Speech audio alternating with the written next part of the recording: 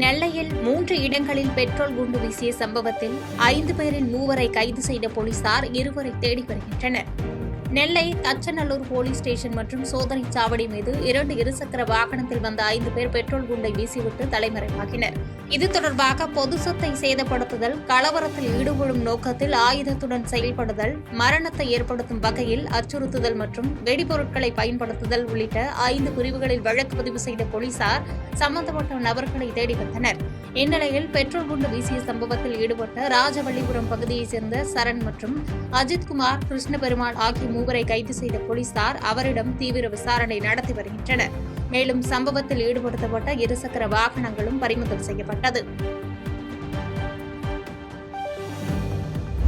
ராணிப்பேட்டை அருகே ஆட்டோ கவிழ்ந்த விபத்தில் படுகாயமடைந்த திருவள்ளூர் அரசு மருத்துவமனையில் சிகிச்சை பெற்று வரும் 3 மாணவிகளை அரக்கோணம் சட்டமன்ற உறுப்பினர் சு. ரவி நேரில் சந்தித்து ஆறுதல் கூறினார். ராணிப்பேட்டை மாவட்டம் அரக்கோணம் அடுத்த தக்கோலம் அரசினர் பெண்கள் மேல்நிலைப் பள்ளியில் படித்து வந்த 3 மாணவிகள் பள்ளி முடிந்து ஆட்டோவில் வீடு திரும்பிய போது சம்பந்தப்பட்ட ஆட்டோ சாலையில் கவிழ்ந்து நிலை தடுமாறி விபத்தில் சிக்கியது. இதில் படுகாயமடைந்த அரக்கோணம் சட்டமன்ற தொகுதி கணபதிபுரம் ஆதி திராவிடர் காலனியைச் சேர்ந்த பிரீத்திமா, காவ்யா, சபிதா ஆகிய 3 பேரும் கடந்த 22 நாட்களாக திருவள்ளூர் மாவட்ட அரசு மருத்துவக் கல்லூரி மருத்துவமனையில் சிகிச்சை பெற்று வருகின்றனர். இந்நிலையில் சிகிச்சை பெற்று வரும் மாணவிகளை ராணிப்பேட்டை கிழக்கு மாவட்ட செயலாளரும் அரக்கோணம் சட்டமன்ற உறுப்பினருமான ரவி நேரில் சந்தித்து ஆறுதல் கூறினார். தொடர்ந்து செய்தியாளர்களை சந்தித்த சட்டமன்ற உறுப்பினர் ரவி, விபத்தில் படுகாயமடைந்த 3 மாணவிகளின் பராமரிப்புக்காகவும் தொடர்ந்து சிகிச்சை கொடுப்பதற்காகவும் தலா ரூபாய் 3 லட்சம் நிவாரணம் வழங்க வேண்டும் என்றும், மேலும் பாதிக்கப்பட்ட மாணவிகளுக்கு உயர் சிகிச்சை வழங்க அரசு நடவடிக்கை எடுக்க வேண்டும் என்று கேட்டுக் கொண்டார். இந்த அரசு உயர்தர சிகிச்சை அந்த 3 மாணவிகளுக்கு தர வேண்டும். அது மட்டுமல்லாமல் இந்த 3 மாணவிகளுக்கும் இன்றைக்கு மாண்புமிகு முதல்வர் அவர்கள் தலா 3 லட்சம் அவங்களுக்கு உடனடியாக நிவாரண உதவித்தொகை கொடுங்க. புதுச்சேரியில் பயங்கர ஆயுதங்களுடன் சுற்றித் திரிந்த நபரை போலீசார் பிடிக்க முயன்ற போது தப்பிக்க முயன்றதில் அவரது கையில் எலும்பு முறிவு ஏற்பட்டதைத் தொடர்ந்து நீதிமன்றத்தில் ஆஜர்படுத்தி காலாப்பட்டு மத்திய சிறையில் அடைக்கப்பட்டார். புதுச்சேரியில் லாஸ்பேட்டை போலீசார் கருவடிக்குப்பம் இடையன்சாவடி சாலையில் வாகன சோதனையில் ஈடுபட்டிருந்தனர். அப்போது வழியாக அதிவேகமாக வந்த காரை தடுத்து நிறுத்திய போது கார் நிற்காமல் சென்றதால் சந்தேகமடைந்த போலீசார் காரை விரட்டி பிடித்து சோதனை செய்ததில் கத்தி மறைத்து வைத்திருப்பது தெரியவந்ததை அடுத்து காரை ஓட்டி வந்த நபரை போலீசார் கைது செய்ய முயற்சி செய்த பொழுது போலீசாரிடம் சிக்காமல் தப்பி செல்ல ஓடியதில் தவறி விழுந்துள்ளார். இதனால் அவரது கையில் எலும்பு முறிவு ஏற்பட்டுள்ளது. அதனைத் தொடர்ந்து போலீசார் அவரை காவல் நிலையம் அழைத்து வந்து விசாரணை செய்ததில் கருவடிக்குப்பம் பகுதியைச் சேர்ந்த சந்துரு என்பதும் ரவுடியான இவர் கடந்த 3 மாதங்களுக்கு முன்பு புதுச்சேரி வானரப்பேட்டையைச் சேர்ந்த பிரபல ரவுடியான ஐயப்பனை காரில் கடத்தி சென்று திருவண்ணாமலையில் கொலை செய்த வழக்கில் தொடர்புடைய முக்கிய கொலையாளி என்பதும், இவர் தமிழக சிறையிலிருந்து ஜாமீனில் வெளியே வந்துள்ளார் என்பதும் தெரியவந்தது. செலவிற்கு பணம் தேவைப்படுவதால் கத்தியை காட்டி பொதுமக்களிடம் பணம் பறிக்கவும், பிரபல ரவுடி ஐயப்பனின் ஆதரவாளர்களால் தனது உயிருக்கு ஆபத்து இருப்பதாலும் இதனால் தனது எதிரிகளை கொலை செய்யும் நோக்கத்தில் காரில் கத்தியுடன் சுற்றி தெரிந்தது தெரியவந்ததை அடுத்து கார் மற்றும் கத்தியை பறிமுதல் செய்த போலீசார் அவர் மீது வழக்கு பதிவு செய்து நீதிமன்றத்தில் ஆஜர்படுத்தி காலாப்பட்டு மத்திய சிறையில் அடைத்தனர். தாராபுரத்தில் மதுக்கடையில் ஏற்பட்ட வாக்குவாதத்தில் முதியவரை கல்லால் அடித்து தாக்கியதில் சிகிச்சை பலனின்றி முதியவர் உயிரிழந்தார். திருப்பூர் மாவட்டம் தாராபுரம் தேவேந்தர் வீதியைச் சேர்ந்தவர் ஆறுமுகம். 70 வயதான இவர் நேற்று தன் அண்ணன் மகனான சுரேஷ் என்பவருடன் எண்ணன்பேட்டையில் உள்ள டாஸ்மாக் கடையில் மது அருந்திக் கொண்டிருந்தார். அங்கு வந்த காமராஜபுரத்தைச் சேர்ந்த தமிழ் ராஜா என்பவர் ஆறுமுகத்திடம் தண்ணீர் கேட்டுள்ளார். இல்லை என்று கூறியதை அடுத்து இரு தரப்பினருக்கும் வாக்குவாதம் ஏற்பட்டுள்ளது. ஆத்திரமடைந்த தமிழ்ராஜா ஆறுமுகத்தை கீழே தள்ளிவிட்டுள்ளார். பின்பக்க தலையில் காயத்துடன் தாராபுரம் அரசு மருத்துவமனையில் சிகிச்சைக்காக சேர்க்கப்பட்ட முதியவர் ஆறுமுகம் சிகிச்சை பலனின்றி உயிரிழந்தார். மேலும் தாராபுரம் போலீசார் தமிழ்ராஜாவை கைது செய்து விசாரித்து வருகின்றனர். கண்டாச்சிபுரம் அருகே தந்தையை டிராக்டர் ஏற்றி கொன்ற மகனை போலீசார் கைது செய்துள்ளனர். விழுப்புரம் மாவட்டம் கண்டாச்சிபுரம் காவல் நிலைய எல்லைக்குட்பட்டது ஒடுவன்குப்பம் கிராமம். இந்த கிராமத்தை சேர்ந்த முன்னாள் அதிமுக கவுன்சிலர் பழனி இவருக்கு 2 மனைவிகள் உள்ளனர். இதில் 2ஆம் மனைவியின் முதல் மகன் சந்திரசேகர் என்பவருக்கும் அவரது தந்தைக்கும் சொத்து பிரச்சனை இருந்துள்ளது. இந்நிலையில் அதே கிராமத்தில் உள்ள ஏரிக்கு இயற்கை உபாதை கழிப்பதற்காக பழனி சென்றுள்ளார். அப்போது பழனியை அவரது மகன் சந்திரசேகரன் டிராக்டர் ஏற்றி கொலை செய்துள்ளார். இதனை பார்த்த பொதுமக்கள் கண்டாச்சிபுரம் போலீசாருக்கு தகவல் தெரிவித்தனர். போலீசார் வருவதற்குள் சந்திரசேகர் டிராக்டருடன் அங்கிருந்து தலைமறைவாகியுள்ளார். இதனைத் தொடர்ந்து சம்பவ இடத்திற்கு வந்த போலீசார் பழனியின் உடலை மீட்டு பிரேத பரிசோதனைக்காக மருத்துவமனைக்கு அனுப்பி வைத்தனர். மேலும் சம்பவம் நடந்த இடத்தினை விழுப்புரம் உதவி காவல் கண்காணிப்பாளர் ரவீந்திரகுமார் குப்தா நேரில் பார்வையிட்டு குற்றவாளியை விரைந்து பிடிக்க போலீசாருக்கு அறிவுறுத்தினார். சொத்து தகராறில் தனது தந்தையை டிராக்டர் ஏற்றி கொன்ற மகனால் அப்பகுதியில் பெரும் பரபரப்பு ஏற்பட்டுள்ளது.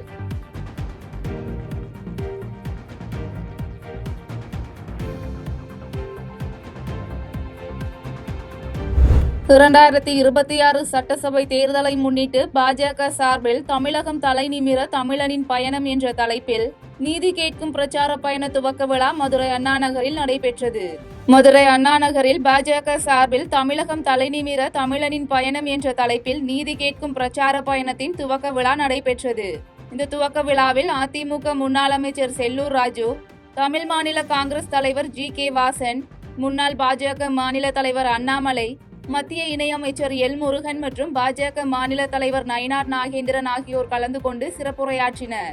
இந்த கூட்டத்தில் பேசிய பாஜக முன்னாள் மாநில தலைவர் அண்ணாமலை, பாஜக அதிமுக கூட்டணி என்பது மக்களின் மனதை பிரதிபலிக்கக்கூடிய ஒரு கூட்டணியாக மாறிக்கொண்டிருப்பதாகவும், வளர்ச்சியில் மகாராஷ்டிராவிற்கு அடுத்து இருக்கக்கூடிய தமிழகத்தில் 88 பேர் கள்ளச்சாராயம் காரணமாக இறந்தது தமிழகத்திற்கு ஏற்பட்டுள்ள அவமானம் என்றும் தெரிவித்தார். தொடர்ந்து பேசிய மத்திய இணையமைச்சர் எல். முருகன், தமிழ் மொழி, தமிழ் பண்பாடு, தமிழ் கலாச்சாரம் இதற்கு தூணாக இருக்கும் பிரதமர் மோடி மீது திமுகவினர் வெறுப்பு பிரச்சாரம் செய்வதாக குற்றம் சாட்டினார். இவரை தொடர்ந்து பேசிய பாஜக மாநில தலைவர் நயினார் நாகேந்திரன், தமிழகத்தில் பெரிய கட்சியாக அதிமுக இருப்பது போல அகில இந்திய அளவில் பாஜக தான் பெரிய கட்சி என்று குறிப்பிட்டவர், தமிழகத்தில் குழந்தைகளுக்கு எதிரான குற்றங்கள் 15%, போக்சோ குற்றங்கள் 52%, வளர்ச்சியடைந்திருப்பதாகவும், பால் விலையை விட தண்ணீர் விலை உயர்ந்து கொண்டே இருப்பதாகவும் குற்றம் சாட்டினார்.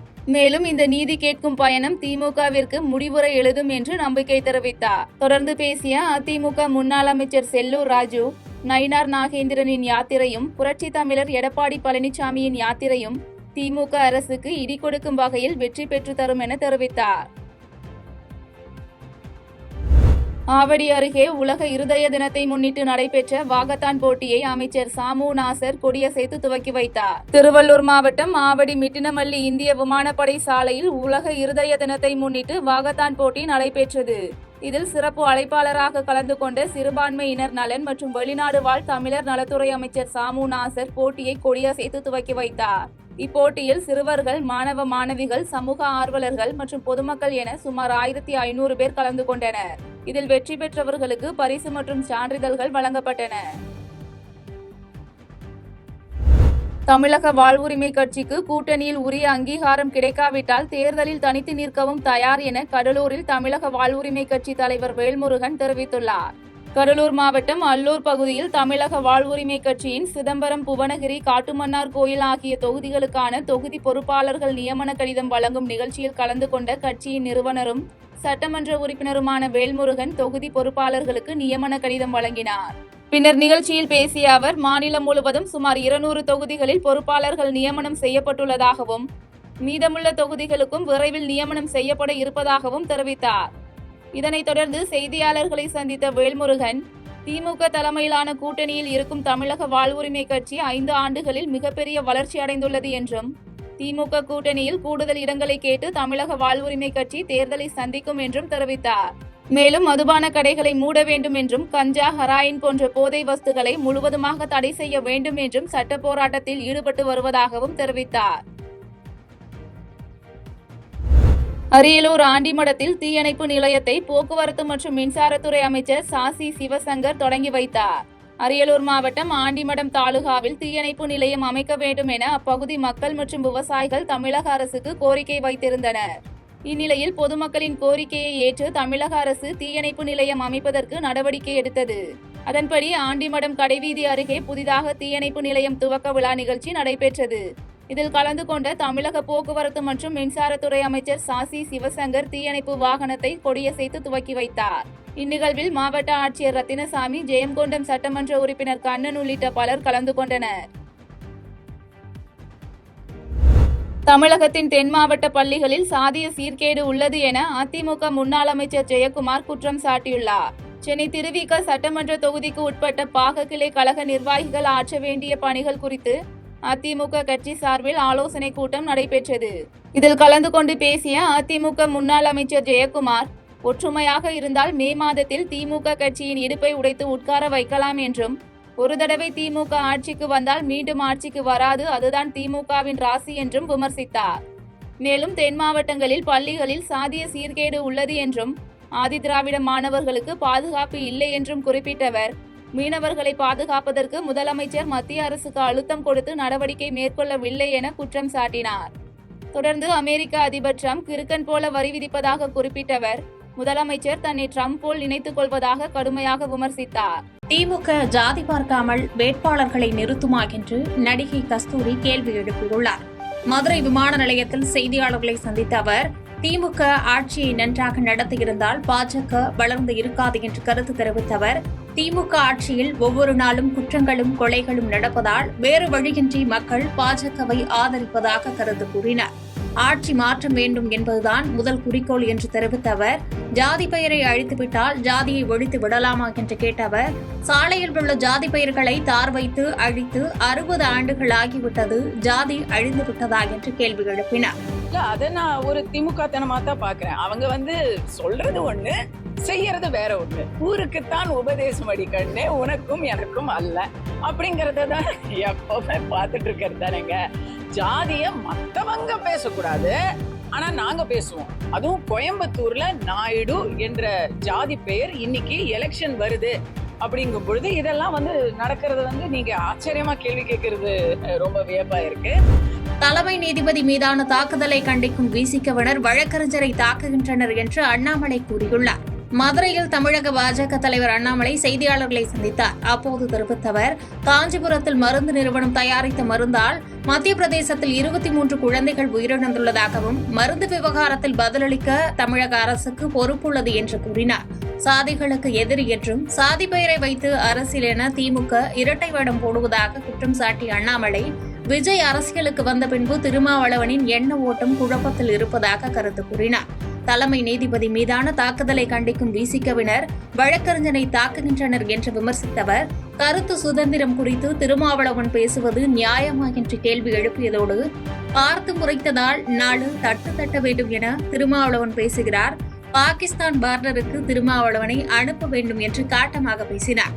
மேலும் எல்லாவற்றுக்கும் RSS பாஜக என கூறும் திருமாவளவனின் அரசியல் தரம் தாழ்ந்து மாறி இருக்கிறது என்று விமர்சித்த அவர், சம்பவத்திற்கு காரணமானோரை கைது செய்த பின்பு திருமாவளவன் அரசியலை விட்டு விலகுவாரா என்றும் சவால் கொடுத்து கேள்வி எழுப்பினார். நம்முடைய சீஃப் ஜஸ்டிஸ் ஆஃப் இந்தியா அவர்கள் மீது தவறான ஒரு நபர் தாக்குதல் நடத்துறாங்க. அதை கண்டிக்கணும் எல்லோருமே. அதை கண்டிச்சுட்டு வரும்போது இவங்க ஒரு அட்வொகேட் மேல தாக்குதல் நடத்துறாங்க. இதான் காமெடி. இதுல என்னன்னா, இன்னைக்கு திருமாவளவன் அவர்கள் நேரடியா ஒரு மக்களால் தேர்ந்தெடுக்கப்பட்ட MP, மெம்பர் ஆஃப் பார்லிமெண்ட், ஒரு கட்சியினுடைய தலைவர். இத்தனை ஆண்டு காலம் தமிழகத்தில் அரசியல் பண்றாரு. அவரு மேடையில சொல்றாரு, பார்த்து முறைச்சா 4 தட்டு தட்டணும். இன்னைக்கு தமிழகத்தில் எப்படி ஆகி போச்சுன்னா, சில அரசியல் கட்சியை சார்ந்தவர்கள், சில தலைவர்கள் மேடையின் மீது ஏறி சும்மா முறைச்சா 4 தட்டு தட்டணும். இன்னைக்கு திருமாவளவன் அவர்களும் அவங்க கூட இருக்கிறவங்களும் இந்தியா பாகிஸ்தான் பார்டர் அனுப்பினா, பாகிஸ்தான்காரன் முறைச்சிக்கிட்டே இருக்கான், 4 தட்டு அவனை தட்டணும். அதனால இந்த முறைச்சவனெல்லாம் தட்டணும்னு ஆரம்பிச்சா தமிழ்நாட்டில் அண்ணன் திருமாவளவர்களுக்கு இடம் இல்லை. இந்தியா பாகிஸ்தான் பார்டருக்கு போய் இந்த பாகிஸ்தான் ஆர்மி முறைச்சானா 2 தட்டு தட்டணும். அங்க வீரத்தை காட்ட மாட்டாங்க. இருமல் மருந்து விவகாரத்தில் குழந்தைகளின் இறப்பு தமிழகத்திற்கு மிகப்பெரிய தலைக்குனிவு என்று GK வாசன் தெரிவித்தார். மதுரையில் செய்தியாளர்களுக்கு பேட்டியளித்த அவர் இவ்வாறு தெரிவித்தார். மேலும் தனியார் ஆம்னி பேருந்து கட்டணம் உயர்வை கட்டுப்படுத்த தமிழக போக்குவரத்து துறை நடவடிக்கை எடுக்க வேண்டும் என்று கேட்டுக் கொண்டார். இருமல் மருந்து விவகாரத்தில் குழந்தைகளின் இறப்பு தமிழகத்திற்கு மிகப்பெரிய தலைக்குனிவு என்று குற்றம் சாட்டினார். தீபாவளி பண்டிகை நேரத்தில் தனியார் ஆம்னி பேருந்து கட்டணம் அதிகமாக உயர்ந்திருப்பது அனைவருக்கும் அதிர்ச்சியை ஏற்படுத்தியுள்ளதாகவும், இதனை கட்டுப்படுத்த தமிழக போக்குவரத்து துறை நடவடிக்கை எடுக்க வேண்டும் என்று தெரிவித்தார். ஜிஎஸ்டி வரி குறைப்பு என்பது படிப்படியாக நாட்டினுடைய உயர்வுக்காக மத்திய அரசு எடுத்த முடிவு என்றும் கருத்து கூறினார். இருமல் மருந்து அதன் அடிப்படையிலே குழந்தைகளுடைய இறப்பு தமிழகத்திற்கு மிகப்பெரிய தலைகுனிவு. கடந்த ஆண்டு சிஏஜி அறிக்கையிலே சுட்டிக்காட்டப்படும் முறையான சோதனைகள் இல்லை என்று தெரிய வருகிறது. மருத்துவத்துறையினுடைய தமிழகத்தினுடைய நிர்வாக திறமை இல்லை என்பதற்கு இது எடுத்துக்காட்டாகவே இருக்கிறது. தமிழகத்தினுடைய சட்டம் ஒழுங்கு மிக மோசமாக இருக்கிறது என்பதிலே மாற்று கருத்து கிடையாது. கூடுதல் கட்டணம் வசூலித்த தனியார் ஆம்னி பேருந்துகள் மீது தீபாவளிக்கு முன்பாக நடவடிக்கை எடுக்கப்படும் என்று அமைச்சர் சிவசங்கர் உறுதியளித்தார். பெரம்பலூரின் மாவட்ட ஆட்சித்தலைவர் மிருணாளினி முன்னிலையில் புதிய ஏசி பேருந்தை தொடங்கி வைத்த போக்குவரத்து மற்றும் மின்சாரத்துறை அமைச்சர் சிவசங்கர் செய்தியாளர்களுக்கு பேட்டியளித்தார்.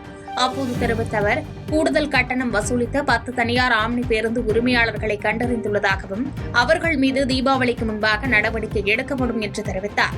மேலும் இந்த ஆண்டும் தீபாவளிக்கு தனியார் பேருந்துகளை கூடுதலாக அரசு எடுத்து இயக்கும் என்று அறிவித்த அமைச்சர், டிசம்பர் மாதத்திற்குள்ளாக வால்வோ பேருந்துகளை தமிழகத்தில் இயக்க திட்டமிடப்பட்டுள்ளதாகவும் விரைவில் முதலமைச்சர் அறிவுறுத்தலின்படி அந்த பேருந்துகள் இயக்கப்படும் என்று தெரிவித்தார். இதற்கு முன்னதாக புதிய ஏசி பேருந்தில் பெரம்பலூர் வரை கட்சி நிர்வாகிகள் மற்றும் பொதுமக்களுடன் அமைச்சர் சிவசங்கர் பயணம் மேற்கொண்டார் என்பது குறிப்பிடத்தக்கது.